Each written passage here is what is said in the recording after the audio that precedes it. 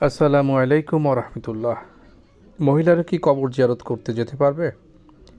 মহিলাদের ক্ষেত্রে ওলামায়ে কেরাম দ্বারা সাব্যস্ত যে কবর জিয়ারত করতে না যাওয়াটাই ভালো।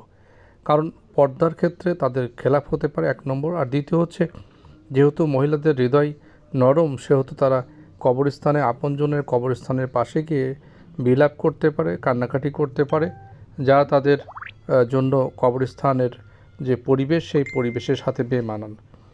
তাই এ বিষয়টি খেয়াল রেখে মহিলাদের কবরস্থানে না যাওয়াই ভালো। তবে দূর থেকে তারা কবর জিয়ারত করতে পারে, সালাম দিতে পারে, দোয়া করতে পারে।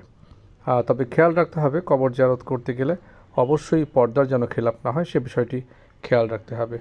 শুধুমাত্র কবর জিয়ারত নয়, ঘর থেকে বেরোলে বা ঘরের মধ্যেও যদি বাইরের মানুষ থাকে মাহরাম ছাড়া, তাহলে সেক্ষেত্রে পর্দার বিধান পুঙ্খানুপুঙ্খভাবে পালন করা ফরজ। নামাজ যেমন ফরজ, পর্দা পালন করাও ফরজ।